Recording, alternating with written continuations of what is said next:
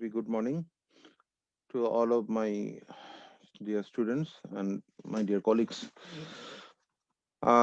আসলে গত ক্লাসে আমরা কম্পোনেন্ট সম্পর্কে আলোচনা করেছিলাম। প্রথমে আমার নিজের পরিচয়টা আরেকবার একটু দিয়ে নিই। আমি ডাক্তার দানিশ আরিফিন বিশ্বাস, সহযোগী অধ্যাপক এবং বিভাগীয় প্রধান স্যার সলিমুল্লাহ মেডিকেল কলেজের ট্রান্সমিশন মেডিসিন বিভাগে কর্মরত আছি।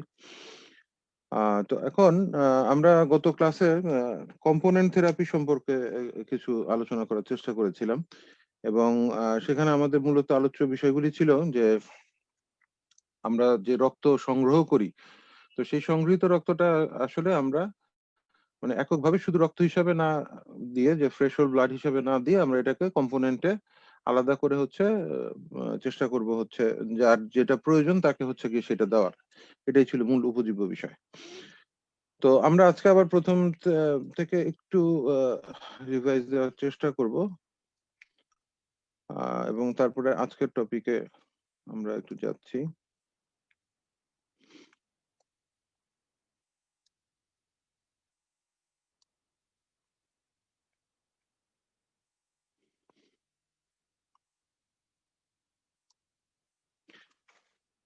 তো আমরা একটা স্কিম বলেছিলাম, যে স্কিমের মধ্যে আমরা আসলে উল্লেখ করার চেষ্টা করেছিলাম যে আমরা কি কি প্রোডাক্ট পেতে পারি। এটা জাস্ট আমরা একটু রিভাইজ দেওয়ার জন্য বলার চেষ্টা। তো প্রথমে হোল ব্লাডকে আমরা সেন্ট্রিফিউজ করলে প্লেটলেট রিচ প্লাজমা বা পিআরপি, তো সেখান থেকে আমরা প্লেটলেট তৈরি করতে পারি অথবা প্লেটলেট পোর প্লাজমা তৈরি করতে পারি। এবং প্লেটলেট পোর প্লাজমা যেটা আছে সেটা থেকে আমরা বিভিন্ন প্রসেস এর মাধ্যমে ফ্যাক্টর এভিটেট তৈরি করা সম্ভব। প্লেটলেট পোর প্লাজমাকে আমরা যদি ফ্রিজ করি তাহলে সেটা আমাদের তখন নাম হয়ে যায় হচ্ছে ফ্রেশ ফ্রোজেন প্লাজমা বা এফএফপি নামে এটা পরিচিত। এছাড়াও আমরা হোল ব্লাডকে সেন্ট্রিফিউজ করার মাধ্যমে প্যাকড রেড সেল পেতে পারি এবং এই প্যাকড রেড সেলকে আমরা ইচ্ছা করলে ফ্রিজ করতে পারি -80°C, যেটার মাধ্যমে পাওয়া যাবে ফ্রোজেন রেড সেল এবং এছাড়াও পাওয়া যাবে লিউকোসাইট পোর রেড সেলস। তাহলে এটা মোটামুটি একটা তালিকা যে আমরা এক ব্যাগ রক্ত থেকে আসলে কি কি তৈরি করতে পারি। তো এটা হচ্ছে ব্যাগে কালেকশন এবং সেখান থেকে কিভাবে আলাদা করা হয় এই সম্পর্কিত একটা ছবি আমি দেখানোর চেষ্টা করেছিলাম এখানে। তো এখানে আসলে দেখা যাচ্ছে যে প্রথম যে মেইন ইউনিটটা থাকে এটা সাধারণত আমরা ট্রিপল ব্যাগে কালেকশন করে থাকি। তাহলে আমাদের এটা জানা থাকা দরকার যে যখন আমরা কম্পোনেন্ট তৈরি করব তখন আমরা এই ব্লাডটা কালেকশন করব ট্রিপল ব্যাগের মেইন ব্যাগে। হোল ব্লাড কালেকশন করব এবং ধাপে ধাপে প্রত্যেকটা স্যাটেলাইট ব্যাগে হচ্ছে কি সেটাকে ট্রান্সফার করে দিব। তো এই সম্পর্কে আমি গত ক্লাসে মোটামুটি ডেসক্রিপটিভ আলোচনা করেছি। আজকে এটা নিয়ে আর বিশদ আলোচনা যাব না। এখানে আমরা একটা তালিকা, এটা রিভিশন, এটা গত ক্লাসে আলোচনা করা হয়েছে যে কি কি পাওয়া যেতে পারে, এটার একটা মোটামুটি সামারি। সেলুলার কম্পোনেন্ট কি পাওয়া যায়, প্লাজমা কম্পোনেন্ট কি পাওয়া যায়, প্লাজমা ডেরিভেটিভস কি পাওয়া যায়। তো আমরা আজকে আসলে এই তালিকার মধ্যে সেলুলার কম্পোনেন্টের মধ্যে এবং তার আগে ফ্রেশ হোল ব্লাড বা হোল ব্লাড এবং রেড সেল কনসেন্ট্রেট, এই দুইটা জিনিস নিয়ে আসলে আজকে একটু আলাপ করার চেষ্টা করব যে এই দুইটা আমরা কখন দিব বা কোন ক্ষেত্রে ব্যবহার করা আমাদের সুবিধাজনক, ইন্ডিকেশন কি হতে পারে, রেট কি হতে পারে, এগুলি নিয়ে একটু আলোচনা করার চেষ্টা করব। তো আমরা অলরেডি দেখেছি যে আমরা যে প্যাকড রেড সেল আমরা তৈরি করি, রেড সেল কনসেন্ট্রেট নামে যেটা পরিচিত, এটা একটা নাম হচ্ছে প্যাকড রেড সেল। সেটা সাধারণত 1 থেকে 6 ডিগ্রি সেলসিয়াসে 21 থেকে 35 দিন পর্যন্ত রাখা সম্ভব এবং যদি বিশেষ আমরা একটা অ্যাডিটিভ সলিউশন ব্যবহার করি তাহলে 42 দিন পর্যন্ত রাখা যেতে পারে। এটা একটা বিষয়। এবং হোল ব্লাডকে যদি আমরা হচ্ছে হোল ব্লাডের ক্ষেত্রে চিন্তা করি, সেক্ষেত্রে এটার এভারেজ ভলিউমটা বেড়ে যাবে, হয়ে যাবে হচ্ছে নিয়ারলি 500 ml এর মতো। 450 ml ব্লাড যদি কালেকশন করি এবং 60 ml এর মতো অ্যান্টিকোয়াগুলেন্ট থাকে তাহলে নিয়ারলি 510 ml হবে হচ্ছে তোমার টোটাল এভারেজ ভলিউম এবং storage property almost the same. কিন্তু ফ্রোজেন রেড সেলের বেলা কিন্তু এটা আবার 10 বছর, যদি আমরা 65°C টেম্পারেচারের নিচে এটাকে রাখতে পারি তাহলে এক্ষেত্রে 10 বছর পর্যন্ত এটা থাকবে। আচ্ছা, হোল ব্লাড কথার মিনিং হচ্ছে কি, হোল ব্লাড কথার মিনিং হচ্ছে যে এটার মধ্যে সবকিছুই প্রথমে আমরা কালেকশন করে নিচ্ছি অ্যাজ ইট ইজ, এবং এখানে আলাদা কোনো পদ্ধতি প্রয়োগ করা হচ্ছে না, আলাদা কোনো এফএসিসি যেমন আলাদাভাবে কোনো একটা রেড সেলকে আলাদা করা হয় বা প্লেটলেটকে আলাদা করে, এখানে তা না। নরমালি আমরা সাধারণভাবে যে ব্লাড কালেকশন বলতে যা বুঝি এটাই হচ্ছে তোমার হোল ব্লাড। তো কি থাকে এটাতে 450 ml অফ হোল ব্লাড। এটা সাধারণত যে ডোনার ব্লাডের সাথে 63 ml পর্যন্ত অ্যান্টিকোয়াগুলেন্ট প্রিজারভেটিভ সলিউশন এটার সাথে থাকতে পারে। এবং সাধারণত হিমোগ্লোবিন আমরা আশা করি আমরা ডোনার যাকে সিলেক্ট করার চেষ্টা করি সেখান থেকে সাধারণত হিমোগ্লোবিনটা অ্যাপ্রক্সিমেটলি হচ্ছে 12 গ্রাম পার এমএল বা ডেসিলিটার, যেটা আমরা বলি না কেন 12 গ্রাম পার ডেসিলিটার এরকম থাকবে। হেমাটোক্রিট ভ্যালুর কথা যদি আমরা চিন্তা করি তাহলে 35 থেকে 45% পর্যন্ত। সাধারণত এটাতে কোনো ফাংশনাল প্লেটলেট থাকে না এবং কোনো কোয়াগুলেশন ফ্যাক্টরও থাকে না। তবে ইমিডিয়েটলি যদি ড্র করা হয় এবং ইমিডিয়েটলি ড্র করার পরে যদি ট্রান্সফিউজ করা হয় তাহলে তখন পর্যন্ত কিছু ফাংশনাল প্লেটলেট এতে পাওয়া যেতে পারে। কিন্তু সাধারণত যে টেম্পারেচারে এটাকে হচ্ছে আমরা স্টোর করি সেই টেম্পারেচারে সাথে আসলে প্লেটলেটের স্টোরেজ টেম্পারেচার সম্পূর্ণ আলাদা এবং মেথডও সম্পূর্ণ আলাদা, সুতরাং দুইটা হচ্ছে ম্যাচ করবে না। তো আমরা এটা দেখলাম হোল ব্লাডের ক্যারেক্টারিস্টিক্স। অ্যাডভান্টেজ কি হোল ব্লাডের? যদি আমরা অ্যাডভান্টেজ চিন্তা করি তাহলে প্রথম অ্যাডভান্টেজ হচ্ছে সিম্পল এন্ড ইনএক্সপেন্সিভ। আমাদের যত রকম ব্লাড কালেকশন করা হয় বা কম্পোনেন্ট তৈরি করা হয় তার মধ্যে হচ্ছে এটাই হচ্ছে সবচেয়ে সিম্পল, সবচেয়ে ইনএক্সপেন্সিভ। এবং এটার জন্য আলাদা কোনো স্পেশাল ইকুইপমেন্টের প্রয়োজন পড়ছে না, যে কারণ হচ্ছে যেহেতু এখানে কোনো আলাদা করার বিষয় নেই। রেড সেল ভলিউম এবং স্টেবল কোয়াগুলেশন ফ্যাক্টর গুলি কখনো কখনো রেড সেল কখনো কখনো এতে স্টেবল কোয়াগুলেশন ফ্যাক্টরও থাকে। তো মূলত হচ্ছে এটা রেড সেলের প্রশ্ন এবং হচ্ছে এখানে ভলিউমেরও কিছু প্রশ্ন আছে। আমরা অনেক সময় দেখা যাচ্ছে যে হেমোরেজের ক্ষেত্রগুলিতে হচ্ছে হোল ব্লাডের ইন্ডিকেশন থাকে, আমরা এটা দিয়ে থাকি। ডিসঅ্যাডভান্টেজের মধ্যে হচ্ছে সার্কুলেটরি ওভারলোড করতে পারে। ডোনার অ্যাভেলেবিলিটির প্রশ্ন আছে, যে আপনার সাধারণত ফ্রেশ হোল ব্লাড কালেকশন করতে হলে ডোনারকে অ্যাভেলেবল থাকতে হবে, স্ক্রিনিং এর জন্য আলাদা টাইম দিতে হবে, ইনফেকশনের রিস্ক থাকবে। এগুলি সাধারণত এটা আমরা ইয়েতে পড়ে এসেছি, আমরা আগে যখন ক্রস ম্যাচিং এবং স্ক্রিনিং এ তখন এটা পড়ে এসেছি, স্ক্রিনিং টাইম, ইনফেকশন রিস্ক এগুলি বিষয় থাকবে। তো মূল আমরা যেটা জিনিস এখানে এমফাসিস দেওয়ার চেষ্টা করবো সেটা হচ্ছে সার্কুলেটরি ওভারলোড। এটা একটা ইম্পর্টেন্ট বিষয়। তো ইন্ডিকেশন যদি আমরা সহজভাবে চিন্তা করি যে কোথায় দিব, আমরা যে রেড সেলটা ব্যবহার করার চেষ্টা করছি এটা কোথায় দেওয়া যেতে পারে। তো প্রথম যে ইন্ডিকেশন আমরা চিন্তা করবো যে এটা রেড সেলের replacement in acute blood loss with hypovolemia. তাহলে পয়লা নাম্বার সাধারণত দেখা গেছে যে কোথায় ব্লাড লস হচ্ছে, কোথাও কোনো জায়গা থেকে যদি হেমোরেজ হয় সেই হেমোরেজের কারণ কি হতে পারে।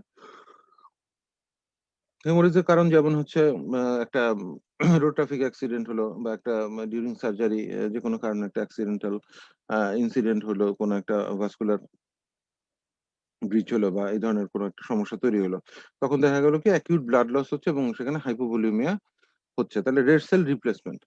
এছাড়া আমরা আরেকটা ক্ষেত্রে ব্যবহার করি এক্সচেঞ্জ ট্রান্সফিউশন। এক্সচেঞ্জ ট্রান্সফিউশনের বিষয়টা কি? এক্সচেঞ্জ ট্রান্সফিউশনের বিষয়টা হচ্ছে যে এটা সাধারণত hemolytic disease of the newborn, যেটা আমরা রিসার্চ গ্রুপ যখন পড়ে আসছি তখন হচ্ছে আমরা এটা পড়ার চেষ্টা করেছি। তাহলে এক্সচেঞ্জ ট্রান্সফিউশন সেই হিমোলাইটিক ডিজিজ অফ দ্য নিউবর্নের যে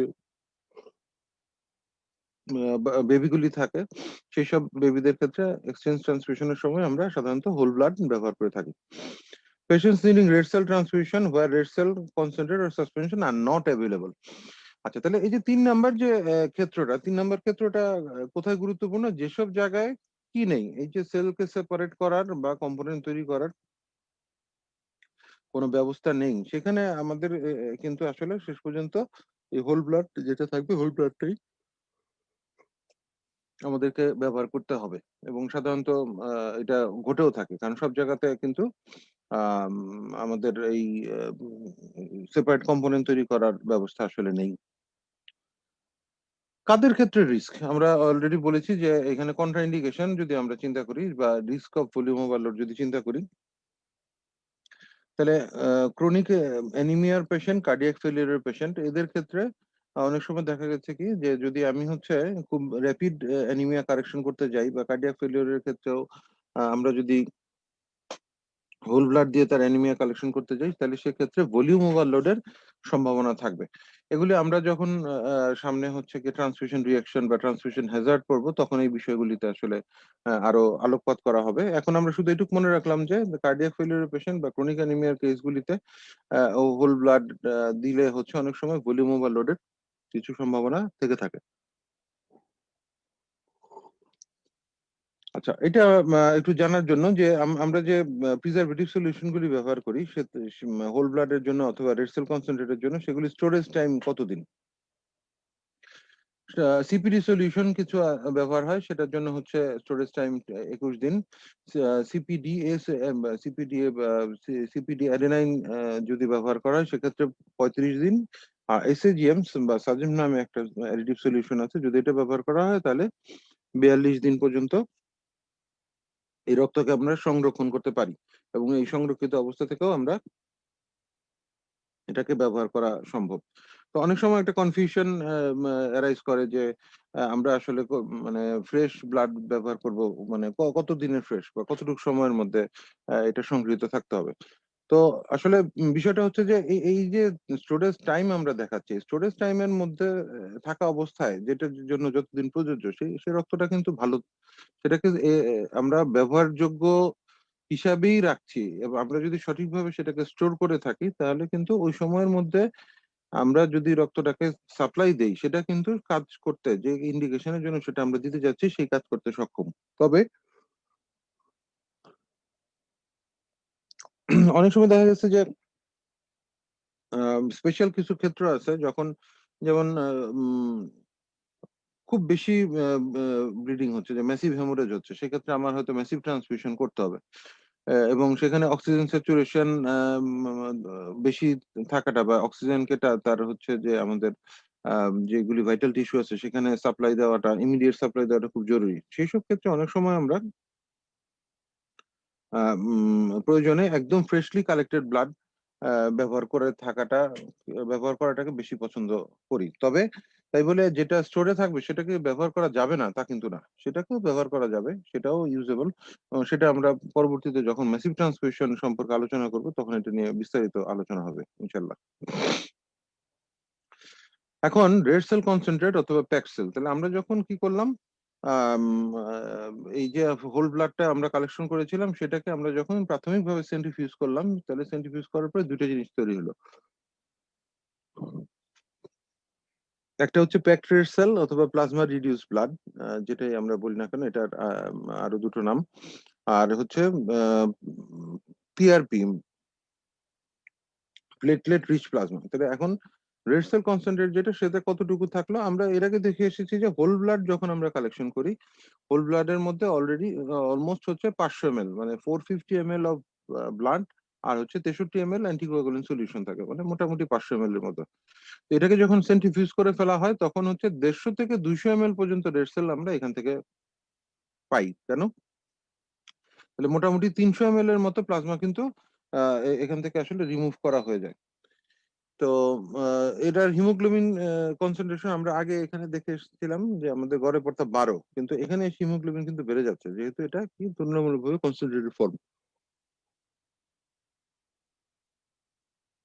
মোটামুটি এখানে 20 গ্রাম পার 100 ml বা ডেসিলিটার এরকম থাকছে, এবং হেমাটোক্রিট ভ্যালু বেড়ে যাচ্ছে 55 to 75%, যেটা আমরা হোল ব্লাডে দেখে এসেছিলাম 35 বা 40 পর্যন্ত। তাহলে এই জিনিসগুলি কিন্তু একটা মানে গ্রস ডিফারেন্স। তাহলে এটা কি একটা মানে নির্দিষ্ট ভাবে রেড সেলকে আলাদা করে ফেলা হচ্ছে আমাদের ইন্ডিকেশন যা থাকবে সেগুলির জন্য। অ্যাডভান্টেজ কি আসলে? Reduces the viscosity and therefore easier to transfuse and infuse, এটা একটা বিষয়। Longer shelf life than the whole blood or red cell concentrate permits the use of separated component for other patients. তাহলে সহজ ভাষায় হচ্ছে যে তুলনামূলকভাবে ভিসকোসিটি কমে যাওয়াতে এটা ইজিয়ার হচ্ছে, এবং শেলফ লাইফের বিষয়টা আমরা দীর্ঘদিন রাখতে পারছি, এবং এর অন্যান্য যে প্রোডাক্টগুলি আমরা আলাদা করছি সেগুলিকে আমরা কি করতে পারি, অন্যান্য পেশেন্টকে ব্যবহার করার জন্য হচ্ছে সেগুলি হচ্ছে আমরা ব্যবহার করার জন্য সেগুলি সাপ্লাই দিতে পারি। ডিসঅ্যাডভান্টেজ হচ্ছে কস্ট, তুলনামূলকভাবে একটু কস্টলি, এক্সপেন্সিভ ইকুইপমেন্ট লাগছে এটাকে আলাদা করার জন্য। এখন এই যে আমরা রেড সেল কনসেন্ট্রেটের কথা বললাম যে এর কতগুলি অ্যাভেলেবল ফর্ম আছে। অ্যাভেলেবল ফর্ম বলতে যে প্রয়োজন অনুযায়ী বা আমাদের যে ইন্ডিকেশন অনুযায়ী বিভিন্নভাবে আমরা এটাকে আরো ফার্দার মডিফাইড করতে পারি। যেমন এখানে কি পাই আমরা আগে এটা একটু দেখি। যেমন RBC concentrate deprive of the buffy coat, RBC concentrate with additive solution, যেমন আমরা আগে দেখে এসেছি এসএজিএম। তারপরে হচ্ছে ওয়াশড আরবিসি, স্যালাইন দিয়ে হচ্ছে গিয়ে ওয়াশ করে saline washed RBC. Leuco depleted RBC, এটার মধ্যে যেন আর কোনো ডাব্লিউবিসি না থাকে, এটাকে আমরা ফ্রোজেন করে ফেলতে পারি। অ্যাফেরিটিক আরবিসি, এটা অ্যাফেরিসিস মেশিনের মাধ্যমে আমরা একটা ডোনার থেকে আরবিসি কে কালেক্ট করতে পারি। আর এছাড়া হচ্ছে ইরিডিয়েটেড আরবিসি, সেটাকে হচ্ছে ইরিডিয়েশনের মাধ্যমে আমরা যদি আলাদাভাবে একটা কিছু বিশেষ ব্যবস্থাপনায় বা কিছু বিশেষ ইন্ডিকেশনে আমরা এটাকে ইরিডিয়েশন করে ব্যবহার করতে পারি। এখন এখন আর সরি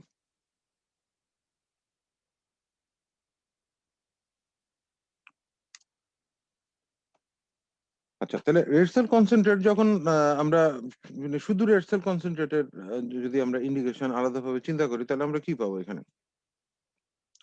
আমরা পাবো যে রিপ্লেসমেন্ট অফ ইন্ডিকেশন কি replacement of red cell in anaemic patient and use with crystalloid replacement fluid or colloid solution in acute blood loss। তাহলে acute blood loss এর ক্ষেত্রে অন্য colloid crystalloid replacement fluid বা colloid সলিউশনের সাথে আমরা ব্যবহার করা, অথবা অ্যানিমিক পেশেন্টের ক্ষেত্রে রিপ্লেসমেন্ট হিসেবে ব্যবহার করা। কন্ট্রাইন্ডিকেশন কি? কন্ট্রাইন্ডিকেশন হচ্ছে red cell transfusion should not be used to treat anaemias that can be corrected with specific medication. মানে এমন যদি হয় যে অ্যানিমিয়াটা আমরা ট্রিটমেন্ট করছি, সেই অ্যানিমিয়াটাকে ট্রিটমেন্ট করার জন্য সেটা নির্দিষ্ট কোনো কারণ আছে, যেমন সেটা হয়তো আয়রন ডেফিসিয়েন্সি অ্যানিমিয়া, সেটা ফোলেট ডেফিসিয়েন্সি বা ভিটামিন বি 12 ডেফিসিয়েন্সি। সেটাকে সলভ করার জন্য কি প্রয়োজন নাই?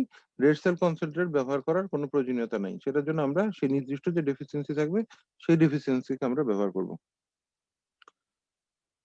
সেই ডেফিসিয়েন্সিটাকে আমরা সলভ করার চেষ্টা করব।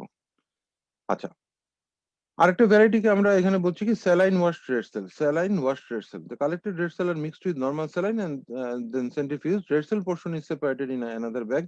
Washing eliminates the antibodies। তাহলে এটা সুবিধা কি? যদি হচ্ছে গিয়ে কোনো পেশেন্টের আমরা আমরা যে ইউজটা দেখি, যদি যে অথবা ইন্ডিকেশন যদি দেখি, তাহলে এখানে কি বলা হচ্ছে যে patients with severe or recurrent allergic reactions associated with red cell transfusion, যদি এরকম কোনো বিষয় থাকে যে তার হচ্ছে অতীতে ইতিহাস আছে হচ্ছে সিভিয়ার কোনো ইনফেকশন হওয়ার, সেক্ষেত্রে তার কিন্তু কি হবে, মানে এই অ্যালার্জিক রিয়াকশনটা কেন হয়েছিল, অ্যালার্জিক রিয়াকশনটা হওয়ার পিছনে কিন্তু যে মূল কারণ, সে মূল কারণটা কিন্তু কি ছিল, যে তার কোনো একটা অ্যান্টিবডি ভাসমান অবস্থায় ছিল এবং সেই অ্যান্টিবডিটাই কিন্তু আলটিমেটলি এই যে তার অ্যালার্জিক রিয়াকশন বা হাইভস এর কারণ হচ্ছে। তাহলে আমরা যদি সেই অ্যান্টিবডিটাকে রিমুভ করে ফেলতে পারি, তাহলে কি হবে? তাহলে হচ্ছে সেই পেশেন্টটা পরবর্তীতে যখন আমরা স্যালাইন ওয়াশ রেড সেল দিয়ে ট্রান্সফিউশন দিব, তখন কি হবে না, তার কোনো রিঅ্যাকশন হবে না। তাহলে এটা একটা ইম্পর্টেন্ট বেনিফিট। আচ্ছা, আরেকটা আমরা বলছি যে patient with IGA deficiency are having anti IGA, এটা একটা ইম্পর্টেন্ট বিষয়। যাদের আইজিএ নেই তাদের ক্ষেত্রে হচ্ছে গিয়ে এটা একটা বিষয়। তারপরে হচ্ছে যে অ্যালোজেনিক বোন ম্যারো ট্রান্সপ্লান্টেশন, এটা বিস্তারিত ব্যাখ্যা এখানে প্রয়োজন নেই। এটা আমরা পরে যখন ট্রান্সফিউশন রিঅ্যাকশন পড়বো তখন এটার সাথে কিছু এই বিস্তারিত ব্যাখ্যা আমরা দিব। আপাতত এটা আমরা একটু মাথায় রাখি। অ্যালোজেনিক বোন ম্যারো ট্রান্সপ্লান্ট যে কেসগুলি থাকবে তাদের ক্ষেত্রেও আমরা ট্রান্সফিউশন রিঅ্যাকশন এড়ানোর জন্য ব্যবহার করব। Recommended for intrauterine exchange and large volume transfusions. এখানেও কথা একই, যেখানেই অ্যান্টিবডি অ্যান্টিজেন রিঅ্যাকশন হয়ে পেশেন্টের হচ্ছে ট্রান্সফিউশন রিঅ্যাকশনের সম্ভাবনা থাকছে, সেখানে এটা ব্যবহার করা যাচ্ছে। History of febrile and anaphylactic reaction to the blood components not prevented by pre-transfusion of antihistamine। তাহলে হচ্ছে যদি এমন কারো ইতিহাস থাকছে যে তাকে ট্রান্সফিউশন দিলে তার বারবার জ্বর আসছে বা অ্যানাফিল্যাক্সিস হচ্ছে, তাহলে তার ক্ষেত্রে আমরা কি করবো, এই স্যালাইন ওয়াশ রেড সেল দিতে পারি। তাহলে সামারি হচ্ছে যে যেসব ক্ষেত্রেই অ্যান্টিবডি অ্যান্টিজেনের সাথে হচ্ছে গিয়ে রিয়াকশন করে এখানে হচ্ছে যে ট্রান্সফিউশন রিয়াকশন, এটা অ্যানাফিল্যাক্টিক রিয়াকশন হতে পারে, ফেব্রাইল রিয়াকশন হতে পারে, এই ধরনের যে হিস্ট্রিগুলি থাকছে সেটাকে প্রিভেন্ট করার জন্য আমরা স্যালাইন ওয়াশ রেড সেল ব্যবহার করতে পারি। তো করার পদ্ধতি হচ্ছে নরমাল স্যালাইনের সাথে মিক্স করে সেন্ট্রিফিউজ করে এটাকে আবার আলাদা করে ফেলা। এটার কিছু কিছু ইউজ বর্তমানে হচ্ছে, কোনো কোনো ক্ষেত্রে করা সম্ভব হচ্ছে। তবে একটা জিনিস একটু মাথায় রাখতে হবে যে আমাদের যে ব্লাড ব্যাগটা আমরা কালেকশন করলাম সেটাকে যতদূর মানে কম সম্ভব হ্যান্ডেলিংটা ইম্পর্টেন্ট। তবুও রোগীর প্রয়োজনে আমাদেরকে প্রয়োজনে এটা করতে হবে। আমরা আরেকটু অগ্রসর হই। এখানে আমরা বলছি যে leukocyte depleted cell, leukocyte depleted. তাহলে লিউকোসাইট আমরা জানি যে বিভিন্ন যে কম্পোনেন্ট হোয়াইট সেল গুলি থাকছে, তাহলে সেগুলি কি সেগুলি মানে ডিপ্লিট করতে হবে, সেগুলি depleted white red cell. Leukocyte depleted red cell হলে কি হবে, সেটা red cell suspension or concentrate containing হচ্ছে লেস দেন 5 × 10⁶ হবে। সরি, এটা একটু এখানে টাইপিং মিস্টেক আছে। তো এটা হবে হচ্ছে less than 5 × 10⁶ white cell per pack, prepared by filtration through a leukocyte depleting filter. 99.99% of the white cell are filtered out pre or post storage or removed by freezing, thawing and washing.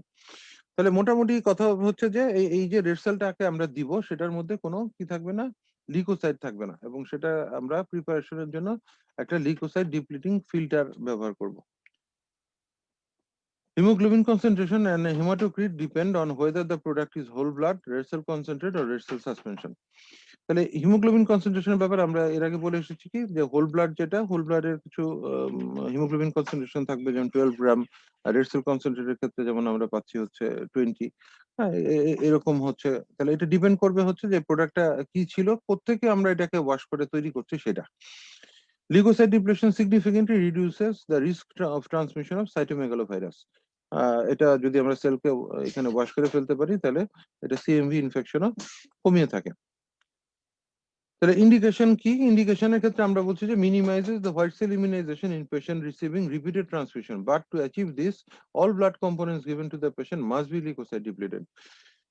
তাহলে white cell immunisation যেসব পেশেন্টের ক্ষেত্রে suspected তাদের ক্ষেত্রে এখানে এটা ব্যবহার করা যাচ্ছে। তাহলে all blood component given to the patient must be leucocyte depleted. শুধু যে রেড সেল আপনার আমরা লিউকোসাইট ডিপ্লিট করবো তা কিন্তু না, সব সেলই করতে হবে। Reduces risk of CMV transmission in special situation. মানে মোট কথা হচ্ছে যে সাইটোমেগালোভাইরাস কে যদি আমরা এড়াতে চাই তাহলে সেক্ষেত্রে আমরা ব্যবহার করতে পারি। এবং patients who have experience 2 or more previous febrile reaction to red cell transfusion, তাদের ক্ষেত্রে লিউকোসাইট ডিপ্লিটেড রেড সেল ব্যবহার করা যায়। তাহলে এখানে ইম্পর্টেন্ট হচ্ছে, এখানে আমরা বলেছি যে একটা লিউকোসাইট ডিপ্লিটিং ফিল্টার ব্যবহার করা। তো আমরা টিপিক্যালি যে ফিল্টারগুলি সাধারণত ব্যবহার করে থাকি সেগুলিতে লিউকোসাইট ডিপ্লিশন হয়, কিন্তু সেই ডিপ্লিশনের পরিমাণটা কিন্তু 99.9% না। এবং তুলনামূলকভাবে স্ট্যান্ডার্ড লিউকোসাইট ডিপ্লিশন ফিল্টার যেগুলি সেকেন্ড জেনারেশন, থার্ড জেনারেশন, দে আর রিলেটিভলি কস্টলি।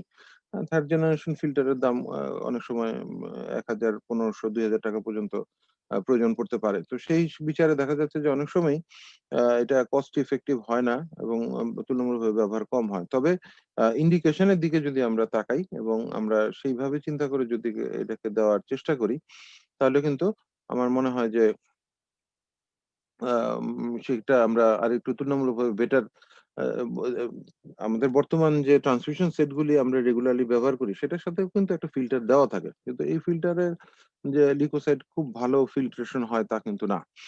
তো এটার জন্য পৃথক ডিপ্লিশন ফিল্টার পাওয়া যায়, সেটা আমরা পরে এক সময় এটার ছবি দেখানোর চেষ্টা করব। যারা চেনেন তো চেনেন, আর বাকিদের জন্য এই লেকচার অবশ্য ছবি ইনক্লুডেড না, আমরা পরে এক সময় এটা দেখানোর চেষ্টা করবো বা প্রসিডিওরটা কি।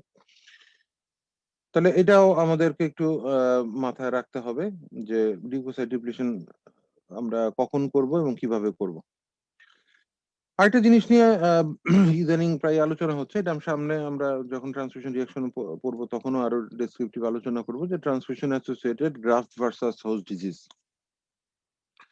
Transfusion associated graft versus host disease, তো এটা সাধারণত মানে কোন ধরনের ক্ষেত্রগুলিতে বেশি সমস্যা হচ্ছে, যেমন যে পেশেন্টগুলি ইমিউনোডেফিসিয়েন্সি স্টেট থাকছে তাদের ক্ষেত্রে অনেক সময় ট্রান্সফিউজ রেড সেল গুলিকে আমরা মানে ফার্দার রিঅ্যাকশন প্রিভেন্ট করার জন্য, মানে সেই ব্লাড ব্যাগ থেকে বা ব্লাডের কম্পোনেন্ট গুলি থেকে সেইটাকে প্রিভেন্ট করার জন্য আমরা রেডিয়েশন দিয়ে থাকি। 25 gray radiation to prevent the donor T lymphocyte from dividing in the recipient. এটা বিস্তারিত ব্যাখ্যা আমরা পরে পড়বো। আমরা জাস্ট এখানে মনে রাখি যে ইরিডিয়েটেড রেড সেল দেওয়ার প্রধানতম কারণের মধ্যে থাকছে কিন্তু যে আমরা চেষ্টা করছি যে এই যে ডোনার টি লিম্ফোসাইট গুলি থাকছে সেই ডোনার টি লিম্ফোসাইট গুলিকে আমাদের নিউট্রালাইজ করে দেওয়া বা সেগুলিকে ডিস্ট্রয় করা। তাহলে কি হবে, সেগুলি রিসিপিয়েন্টে আপনার হচ্ছে ডিভাইড করতে পারবে না এবং আলটিমেটলি এই পেশেন্টের কোনো গ্রাফ ভার্সাস হোস্ট ডিজিজ হবে না। এবং irradiation to prevent graft versus host disease is also recommended from red cell collected from relative entered in directed donation program. অনেক সময় বলা হচ্ছে যে ফার্স্ট ডিগ্রি রিলেটিভ যারা থাকছেন তাদের ক্ষেত্রেও কিন্তু গ্রাফট ভার্সাস হোস্ট ডিজিজের সম্ভাবনা বেশি। তো সেই ক্ষেত্রেও হচ্ছে irradiated প্রোডাক্ট দেওয়া যেতে পারে।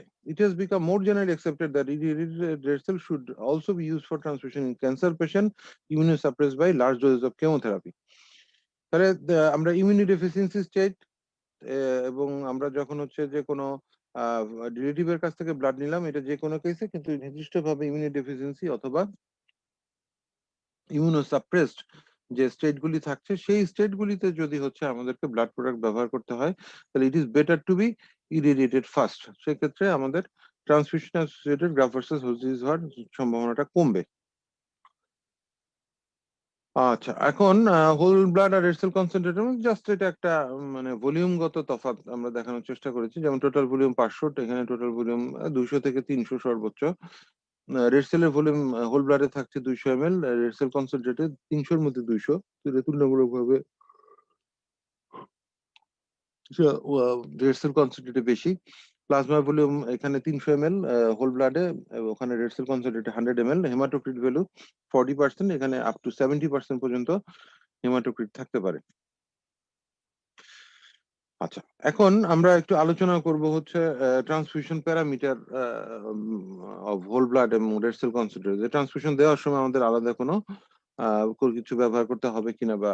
তো আমরা প্রথমেই বলেছি যে all RBC unit should be transfused to standard 170 to 200 micron filter contained as an integral part of standard infusion set. Already যেটা সাথে থাকছে সেটা শুড বি ট্রান্সফিউজ, তাহলে ইনফিউশন সেট দিয়ে ট্রান্সফিউশন দেওয়া যাবে না। হ্যাঁ, কেন? কারণ হচ্ছে এটার মধ্যে যে বিভিন্ন ক্লট এবং অ্যাগ্রিগেট থাকে, সেই ক্লট এবং অ্যাগ্রিগেটকে ফিল্ট্রেশন করার জন্য এটার সাথে যে ফিল্টার সহ যে ট্রান্সমিশন সেট থাকবে সেই ট্রান্সমিশন সেট দিয়ে ট্রান্সমিশন দিতে হবে। ইনফিউশন সেট দিয়ে ট্রান্সমিশন দেওয়া যাবে না। এবং যদি হচ্ছে আপনারা আরো বেটার আউটকাম চান তাহলে হচ্ছে লিউকোসাইট ডিপ্লিশন ফিল্টার ব্যবহার করতে হবে। ইনফিউশন রেট বলা হচ্ছে suggested rate for adults are 1 to 2 ml per minute বা অথবা 60 to 120 ml per hour for first 15 minutes and then as rapidly as tolerated. তো মোট কথা হচ্ছে যে প্রথম দিকে আমরা স্লোলি দিব, যে 5 to 10 drops per minute for 5 to 10 minutes slowly দিব। যদি কোনো ট্রান্সফিউশন রিঅ্যাকশন না হয় তাহলে আমরা পরবর্তীতে এটা ধীরে ধীরে হচ্ছে স্পিড এটা বাড়াবো। আচ্ছা, আর ব্লাড ওয়ার্মার ব্যবহার করা যেতে পারে। ব্লাড ওয়ার্মার হচ্ছে দ্য পেশেন্ট যারা হচ্ছে ওয়ার্ম ব্লাড যাদের জন্য প্রয়োজন, যেমন হচ্ছে হাইপোথার্মিয়ার patient, auto immune cold induce haemolysis এর পেশেন্ট, হ্যাঁ, তাদের ক্ষেত্রে ব্লাড ওয়ার্মার ব্যবহার করা যেতে পারে। তাতে সুবিধা কি হবে, টেম্পারেচারটা রেইজ হবে এবং টেম্পারেচার রেইজ হলে এটা nearly closer to the body temperature চলে আসবে। তো সেক্ষেত্রে এবং এখানে একটা ভুল অনেক সময় এটা হয়ে থাকে, সেটা হচ্ছে যে রক্ত গরম করার বিষয় অনেক সময় দেখা যায় যে বিভিন্ন হসপিটাল গুলিতে যে হচ্ছে বালিশের নিচে রক্ত রাখছে বা কাঁথা দিয়ে মুড়িয়ে রক্ত রাখছে, রক্ত গরম করার চেষ্টা করছে। অনেকে হচ্ছে সরাসরি দেখা গেছে যে ব্লাড ব্যাংক থেকে একটা রক্ত হয়তো নিয়ে আসছে, সেটা আপনার 1 ডিগ্রি বা 2 ডিগ্রি সেলসিয়াসের ছিল, তুলনামূলকভাবে ঠান্ডা। তো সেটাকে নিয়ে তারা হচ্ছে রোগীর লোকজন অনেক সময় এটা বিভিন্নভাবে গরম করার চেষ্টা করে। এমনও ইতিহাস আছে যে গরম পানিতে চুবিয়ে গরম করার চেষ্টা করা হচ্ছে। অনেক সময় পেটের মধ্যে কাপড়ের মধ্যে রেখে, হ্যাঁ, গরম কাপড়ের মধ্যে রেখে গরম করার চেষ্টা করা হয়। কিন্তু সব ক্ষেত্রেই এটা যদি আমরা এখানে বলেছি যে হাইপোথার্মিয়া বা auto immune cold induced hemolysis এর ক্ষেত্রে, কিন্তু সব ক্ষেত্রেই কি করতে হবে, এইভাবে গরম করাটাকে হচ্ছে ডিসকারেজ করতে হবে এবং এটা আসলে করা উচিত না। কারণ এতে কিন্তু কি হয়, ধীরে ধীরে রেড সেল গুলি ডিস্ট্রয় হতে থাকে, মেকানিক্যাল ইনজুরি। তো এটা খুব ইম্পর্টেন্ট, প্রয়োজন হলে ব্লাড ওয়ার্মার ডিভাইস পাওয়া যায়, ব্লাড ওয়ার্মার ডিভাইস ব্যবহার করতে হবে। সেটার মধ্যে দিয়ে যদি ব্লাডটা পাস করে তাহলে হচ্ছে সেই ব্লাডের টেম্পারেচারটা রেইজ হবে। আর তাও যদি না পাওয়া যায় সেক্ষেত্রে হচ্ছে প্রয়োজনে আমরা ব্লাডকে কিছুক্ষণ রুম টেম্পারেচারে কি করব, স্যালাইন স্ট্যান্ড থেকে আমরা এটাকে যদি ঝুলিয়ে রাখি সেক্ষেত্রে কি হবে, এটা বাইরের যে পরিবেশ থাকছে সেখান থেকে কনভেকশনের মাধ্যমে হচ্ছে টেম্পারেচারকে নিয়ে ধীরে ধীরে হচ্ছে নর্মাল টেম্পারেচার দিকে আসবে।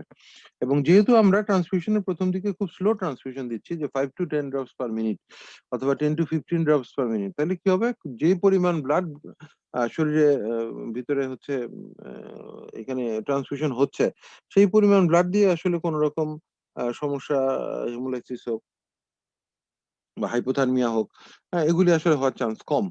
তাহলে ওয়ার্মারের বিষয়টা আমাদেরকে একটু মাথায় রাখা দরকার। আচ্ছা, ইন্ডিকেশন কখন দিব, মানে রক্ত কি চাইলে আমি দিয়ে দিব? একজন এসে বললো যে আমার শরীরে রক্ত কম আছে, আমাকে হচ্ছে ব্লাড দেন, তাহলে কি দেওয়া যাবে? না, এটার ক্ষেত্রে আসলে আমরা কিছু গাইডলাইন এখানে আমরা দেখানোর চেষ্টা করেছি। যেমন রেস্ট্রিকটিভ স্ট্র্যাটেজি, লিবারাল স্ট্র্যাটেজি, দুই ধরনের স্ট্র্যাটেজি।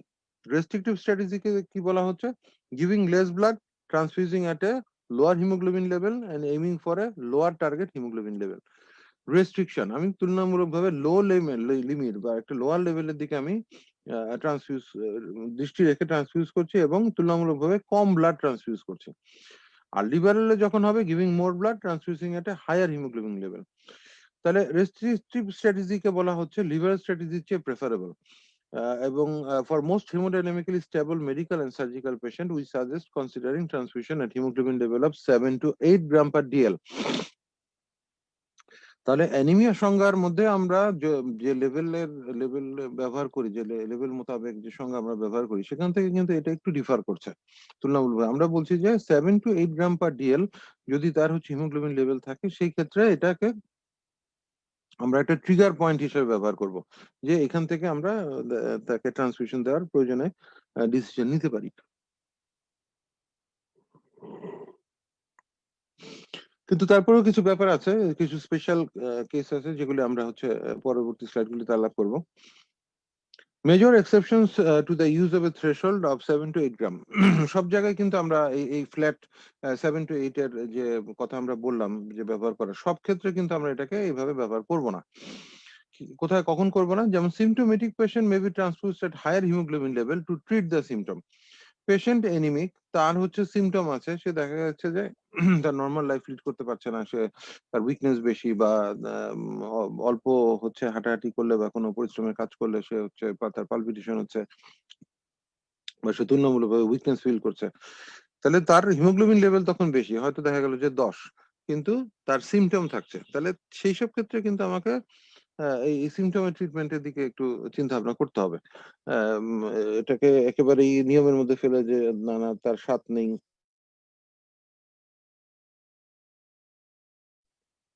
বাট নেই, তাকে রক্ত দেওয়া যাবে না, এটা না।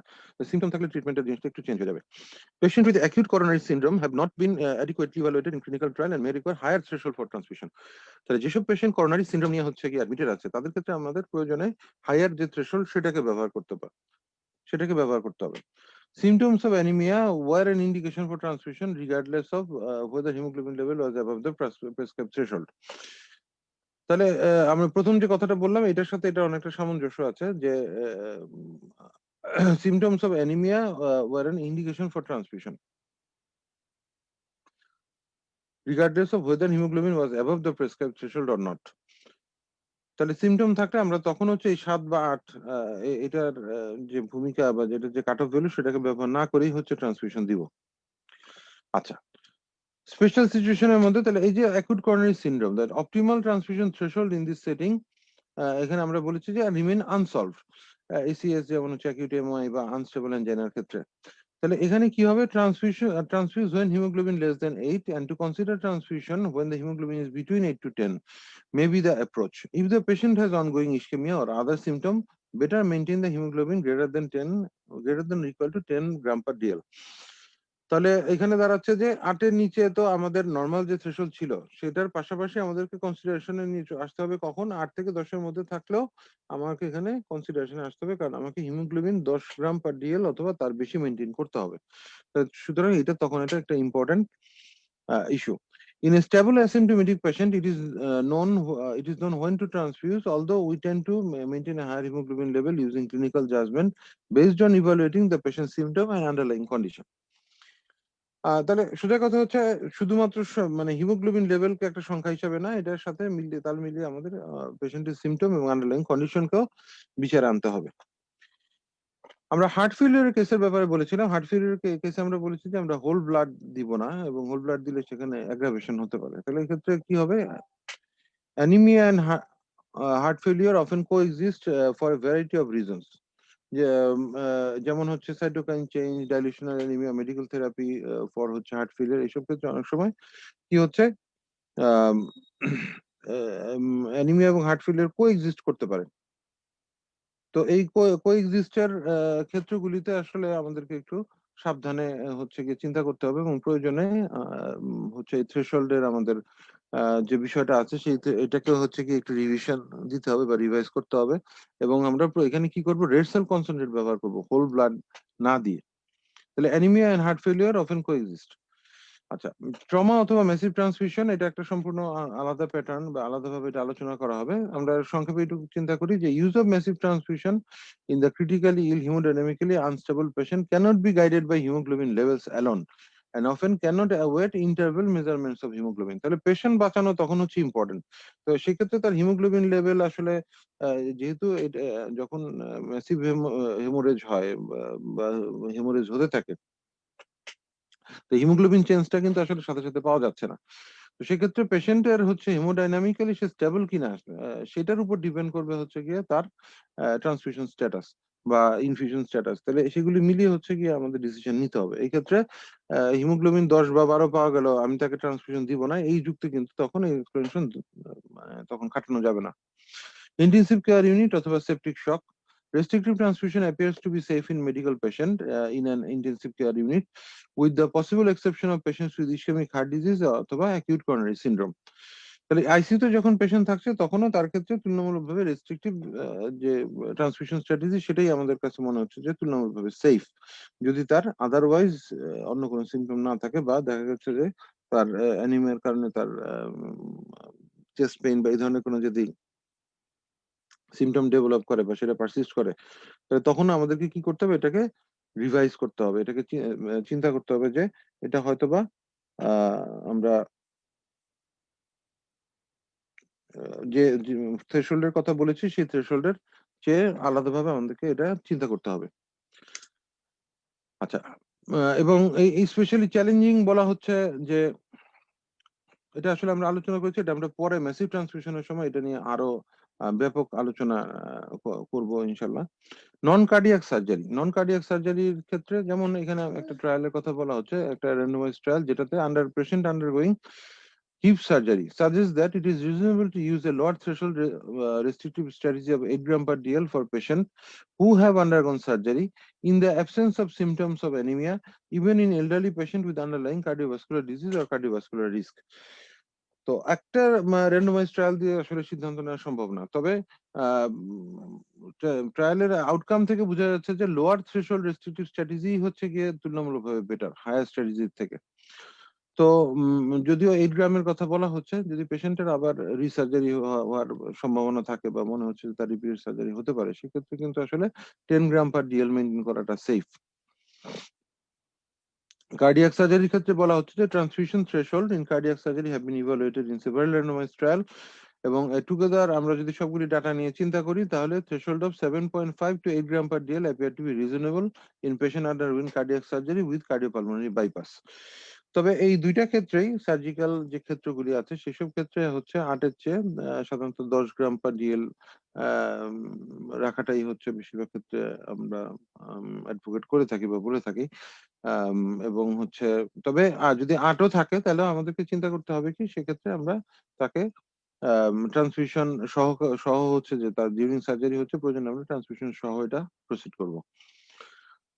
তাহলে নন কার্ডিয়াক হোক কার্ডিয়াক হোক এই দুইটা ক্ষেত্রে আমরা এবং কার্ডিয়াক সার্জারির ক্ষেত্রে যে কোনো সার্জারির ক্ষেত্রে যখন আমরা ব্যবহার করব তখন আমাদেরকে একটু মাথায় রাখতে হবে যে আমি কোন ধরনের কম্পোনেন্টটা ব্যবহার করবো, আমি যদি হোল ব্লাড ব্যবহার করবো না রেড সেল কনসেন্ট্রেট ব্যবহার করবো। তাহলে যদি হচ্ছে রেড সেল কনসেন্ট্রেট আমরা ব্যবহার করি তাহলে অল্প ইউনিটের মধ্যে এটা কি হবে, বেশি হিমোগ্লোবিনকে বাড়াতে সক্ষম। সাধারণত দেখা যাচ্ছে যে একটা আরসিসি আমরা যখন ট্রান্সফিউজ করছি তখন হচ্ছে হিমোগ্লোবিন 3 বাড়ছে, আবার আমরা যখন হচ্ছে ফ্রেশ ব্লাড ব্যবহার করছি তখন হচ্ছে 2 বাড়ছে। তাহলে এখানে একটু গ্যাপ থেকে যাচ্ছে বা আমাদের যে এক্সপেকটেশন সেই পর্যন্ত পৌঁছানোর জন্য যেটা আমাদের কাছে বেটার মনে হবে আমরা সেটাই করার চেষ্টা করব।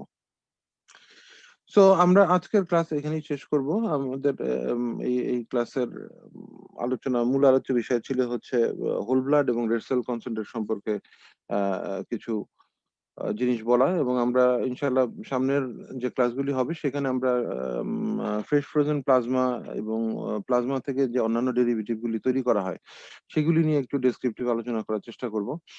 এখন একটু জিনিস এটার সাথে হচ্ছে বলা দরকার, বা এখানে যেটা স্লাইডে নেই যেটা মুখে আমি এখন জানাতে যাচ্ছি সেটা হচ্ছে যে ফ্রেশল ব্লাড বা রেড সেল কনসেন্ট্রেট যেটাই আপনি ট্রান্সফিউজ করেন না কেন, আপনি সাপোজ যে একটা ডোনারের কাছ থেকে এটাকে হচ্ছে গিয়ে জিনিসটা কালেক্ট করলেন কালেক্ট করার পরে কতক্ষণের মধ্যে এটা ট্রান্সমিশন স্টার্ট করতে হবে, এটা গুণগত মান কতক্ষণ অক্ষুণ্ণ থাকবে। তো এই ক্ষেত্রে আমাদের যে নিয়মটা আমরা ফলো করার চেষ্টা করি সেটা হচ্ছে যে 30 মিনিটস রুল, যে আপনি ফ্রেশল ব্লাড হোক অথবা রেড সেল কনসেন্ট্রেট হোক সেটা কালেকশনের পরে থেকে 30 মিনিট সময়ের মধ্যে অবশ্যই এটা ট্রান্সমিশন স্টার্ট করতে হবে। এটা কিন্তু ইম্পর্টেন্ট, 30 মিনিট সময়ের মধ্যে এটা ট্রান্সমিশন স্টার্ট করতে হবে।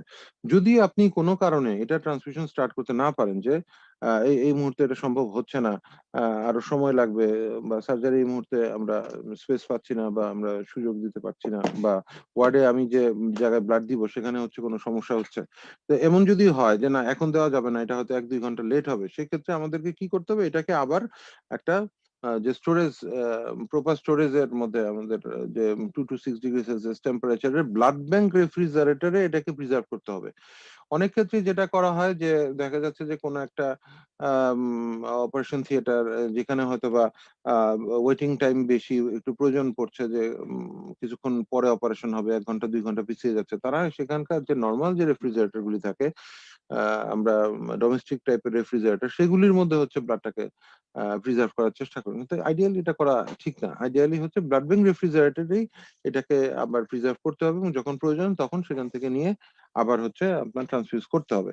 আমরা সচরাচর যেগুলি হচ্ছে ডোমেস্টিক রেফ্রিজারেটর ব্যবহার করি সেগুলিতে কিন্তু মেকানিক্যাল আপনার আরবিসি ড্যামেজ হওয়ার চান্স থাকে, কারণ ব্লাড ব্যাংক রেফ্রিজারেটরটা আসলে একটু বিশেষভাবে তৈরি করা হয় যে ওটার মধ্যেও আপনার হচ্ছে যে ব্লাড রাখলে ব্লাডের কিন্তু মেকানিক্যালি আরবিসি ডিস্ট্রাকশন তুলনামূলকভাবে কম হয়, কিন্তু ডোমেস্টিকে কিন্তু এটা বেশি হয়। এটা কিছু মানে কম্প্রেসার জনিত ফিজিক্সের বিষয় এর মধ্যে আছে, তাহলে এটা রাখা যাবে না এটা রাখা যাবে না, এটা হয় আপনাকে 30 মিনিট সময়ের মধ্যে ট্রান্সমিশন স্টার্ট করতে হবে, অথবা আপনাকে এটা স্টোরেজে ব্যাক করে দিতে হবে। আচ্ছা, এখন প্রশ্ন হচ্ছে যে স্টার্ট তো করব, কিন্তু আমি এটাকে শেষ করব কতক্ষণে, মানে কমপ্লিট করব কত সময়ের মধ্যে। তো এই ক্ষেত্রে আমাদের একটা গাইডলাইন আমরা এখানে যেটা বলে থাকি বা যেটা আমরা ব্যবহার করে থাকি সেটা হচ্ছে যে উইদিন 4 আওয়ার্স ফ্রেশ ব্লাড হোক অথবা রেড সেল কনসেন্ট্রেট হোক, যেই সময় থেকে আমরা ট্রান্সমিশন স্টার্ট করছি সেই সময়ের থেকে আমরা উইদিন 4 আওয়ার্স সময়কালের মধ্যে আমরা এই ট্রান্সমিশনটাকে কমপ্লিট করব। এবং এই 4 আওয়ার্স এর মধ্যে কমপ্লিট করার জন্য হচ্ছে যে স্পিড যেটা হচ্ছে মেনটেন করার প্রয়োজন সেটা হচ্ছে কি আপনারা স্থানীয়ভাবে ঠিক করে নেবেন যে আপনার কত এমএল ব্লাড দিচ্ছেন, কতটুকু সময়ের মধ্যে দিচ্ছেন, কতটুকু সময়ের মধ্যে কমপ্লিট করবেন, সেটা আপনাদেরকে ঠিক করে নিতে হবে। এবং আরেকটা জিনিস অলরেডি আমরা বলেছি যে যদি এমন হয় যে স্টোরেজ থেকে আমরা হচ্ছে ব্লাডটাকে নিয়ে গেলাম, যে আমার রেফ্রিজারেটর ছিল, তাহলে রেফ্রিজারেটর ছিল এটা +2 to +6 ডিগ্রি সেলসিয়াস টেম্পারেচারে। তো সেখান থেকে যখন আমি একটা ব্লাডকে সাপ্লাই করলাম এবং সেটা ওয়ার্ডে বা হচ্ছে যে জায়গায় পেশেন্ট আছেন সেখানে নিয়ে যাওয়া হলো, তো এমন যদি হয় যে এটা ফিলিংস হয় যে না এটা তুলনামূলকভাবে একটু বেশি ঠান্ডা বা টেম্পারেচারটা তখনও একটু আপনাদের কাছে মনে হচ্ছে যে না একটু বেশি কম, তাহলে সেক্ষেত্রে আপনারা কি করতে পারেন, হয় ব্লাড ওয়ার্মার ইউজ করতে পারেন যদি এখানে তাড়া থাকে যে না আমাকে দ্রুত হচ্ছে ব্লাডটা দিতে হবে, অথবা আপনারা আরেকটু সময় এটাকে কি করতে পারেন, এটাকে আমরা বলেছি যে একটা স্যালাইন স্ট্যান্ড এর মধ্যে হচ্ছে গিয়ে এই ব্লাডটাকে আমাদের ঝুলিয়ে রাখতে হবে। তাহলে কি হবে? এটা সারাউন্ডিং এর যে টেম্পারেচার থাকছে সেখান থেকে হচ্ছে টেম্পারেচারকে নিয়ে এটা তার এই অভ্যন্তরীণ টেম্পারেচারকে বাড়াবে এবং বাড়িয়ে এটা রুম টেম্পারেচারের কাছাকাছি নিয়ে আসবে। কিন্তু কোনোভাবেই এটাকে আর্টিফিশিয়ালি কি করা যাবে না, গরম করার কোনো সুযোগ নেই। তলে পেঁচিয়ে হোক, আ কাপড়ের মধ্যে রেখে হোক, গরম পানির মধ্যে চুবিয়ে হোক, গরম করে হোক, সিদ্ধ করার চেষ্টা করে হোক, এগুলি কোনটাই কিন্তু করা যাবে না। এগুলি কোনটা অ্যাডভোকেট করার সুযোগ এখানে আসলে নেই। তো তাহলে আমরা শুরু করব ০.৫ ঘন্টায়। এটা আমরা জানলাম। আমরা শেষ করব হচ্ছে ৪ ঘন্টার মধ্যে। এটাও আমরা জানলাম। এবং শুরুর ১ম দিকটাতে এটা পরে অবশ্য আলোচনা হবে। ব্লাড ট্রান্সফিউশন নোট কিভাবে লেখা হয় বা সেই নোটের ব্যাখ্যা কি। কিন্তু সংক্ষেপে বিষয়টা হচ্ছে এরকম যে শুরুর দিকে transmission rate will be slower. 5 drops 5 to 10 drops per minute এরকম ভাবে কিছুক্ষণ দেওয়া হবে এবং আমরা অপেক্ষা করব যে পেশেন্টের কোনো ট্রান্সমিশন রিঅ্যাকশন হয় কিনা। সেটাকে দেখার জন্য অপেক্ষা করার পরে যদি হচ্ছে ট্রান্সমিশন রিঅ্যাকশন না হয় তাহলে হচ্ছে আমরা আরো স্পিড বাড়াবো এবং পরে ধীরে, ধীরে আমরা এটাকে যদি একটা নির্দিষ্ট সময়ের পরে যদি কোনো রিঅ্যাকশন না হয় তাহলে এটাকে আমাদের সে যে আমরা বন্টন করেছি বা আমরা যে বলেছি যে ৪ ঘন্টার সময়কাল যেটা দেওয়া হয়েছে সেই সময়ের মধ্যে যতটুকু করে দেওয়া দরকার সেটুকু আমরা দিব।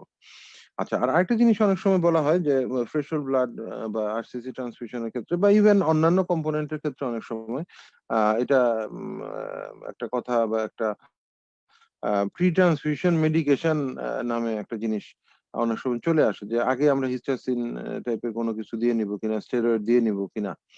তো আসলে এটার তেমন কোনো প্রয়োজন আসলে নেই।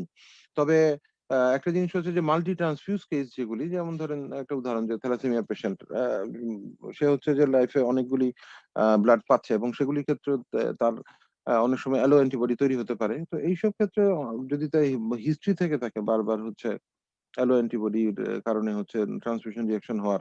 তো সেক্ষেত্রে আমরা প্রি ট্রান্সফিউশন মেডিকেশন হিসেবে হিস্টাসিন হয়তো দিয়ে নিতে পারি। বা অনেক সময় আমরা স্টেরয়েড ব্যবহার করতে পারি। কিন্তু সাধারণত এটা না করাই উচিত। যদি কোন ট্রান্সফিউশন রিঅ্যাকশন হয় তখন এটাকে রিঅ্যাকশন এর যে আমরা পরবর্তীতে ধাপগুলি দেখব একসময় যে ম্যানেজমেন্ট কিভাবে করা হয়। তো সেই অনুযায়ী ম্যানেজমেন্ট করাটাই সেফ। আচ্ছা, আরেকটা বিষয় আমরা বলেছি যে saline wash red cell, irradiated red cell এগুলি কিন্তু আসলে এখন পর্যন্ত সুযোগ সুবিধাগুলি খুবই সীমিত। স্যালাইন ওয়াশ রেড সেল বা ইরিডিয়েটেড রেড সেল এগুলির সুযোগ সুবিধা খুবই সীমিত। তবে ইনশাআল্লাহ অদূর ভবিষ্যতে এগুলি নিশ্চয়ই আরো ডেভেলপ করবে। যত দিন যাবে, সময় যাবে এটা একসময় ডেভেলপ করবে আশা করা যায়। তাহলে আমরা আজকে হচ্ছে এই রেড সেল সম্পর্কে আলোচনাটা হচ্ছে মোটামুটি রেড হোল ব্লাড এবং হচ্ছে রেড সেল নিয়ে হচ্ছে গিয়ে আলোচনাটা করলাম এবং সামনের ক্লাসে আমরা ইনশাআল্লাহ আরো অগ্রসর হব।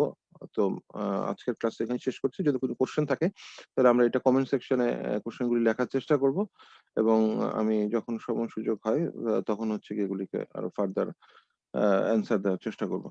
সবাইকে অসংখ্য ধন্যবাদ জানিয়ে হচ্ছে আজকের ক্লাস এখানেই শেষ করছি। Thank you very much.